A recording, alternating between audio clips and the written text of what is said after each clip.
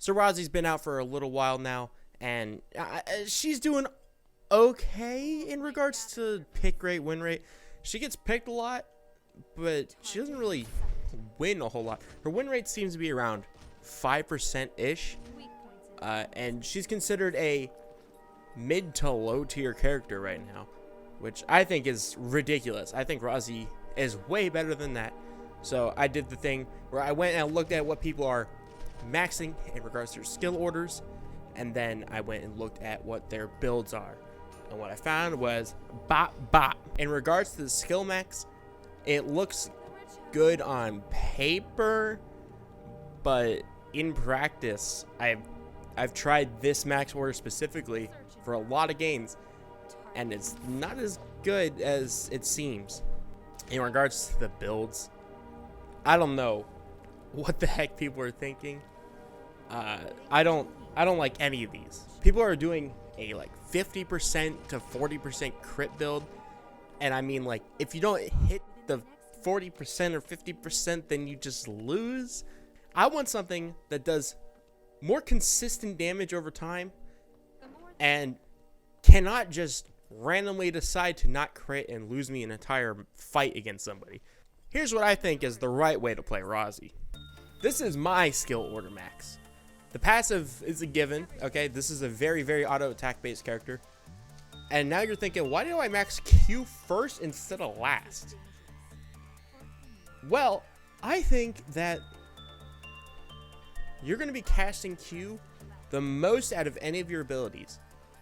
Even at max rank, your W has a longer cooldown than your Q does. Your Q is a flat 6 seconds all the time.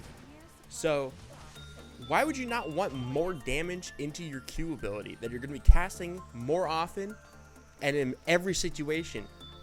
Your argument for the W would be that you get their defense reduction and the healing reduction. Well, sure, but at the base level of the W, you're already getting 12% defense reduction and you're getting the healing reduction. So in order to get something a little bit more consistent out of Rozzi, instead of relying completely on RNG crits for my auto attacks, why don't we make something that we know is going to do additional damage? I'm talking about a normal attack. I made a normal attack damage build, and this it's so obvious, right? It's guaranteed additional 70 damage per auto attack. And you get 2 auto attacks every time you cast an ability. It just makes sense that you would put a normal attack build on Rozzi. In the background, I'm going to be showing clips of fights. These fights are what I think is going to be effectively how Rozzi's always going to play against that specific character. Now, you could fight people before you get your headpiece. The headpiece is, again, a part of your normal attack damage, but it's not the most crucial component. That's going to be your Crusader armor, your weapon, and the Veritas. Having those 3 items makes you very strong in the mid game. If you fight anybody in the early game with this, you're going to lose. This is not an early game build. And I don't think Rozzi was designed to be an early game character anyway. She does not feel great in the early game. To be honest, none of the pistol users feel that good in the early game. They are created to win matches, which is why it's surprising to me that Rozzi has such a low win rate.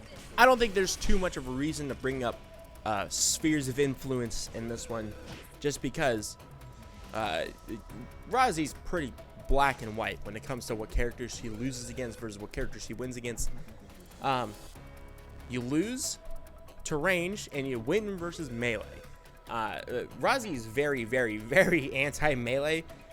She's got the dash on the Q, she's got the flip on the E, the knockback on the E, the additional move speed on the W.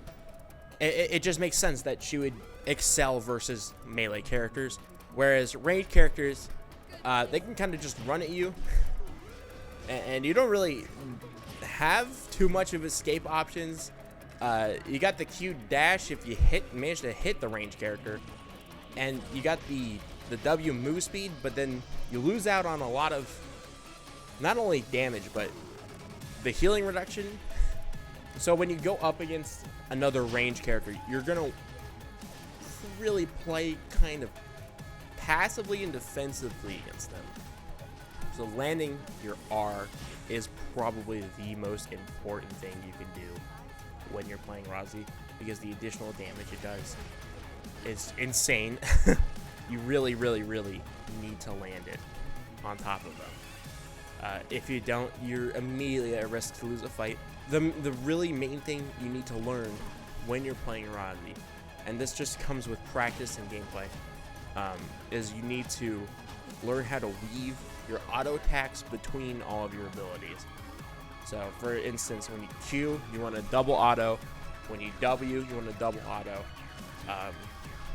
The real kicker is when you press E, you do your flip over them, you double auto, and then you press E again to knock them back, and then you have another double auto. I mean, that's really all there is to this character. Slightly different build to make her a little bit more consistent with damage, and then a different max order, which I think is just better overall. Yeah, but I think that's the right way to play Rozzi. Thanks. See ya. Bye. Peace.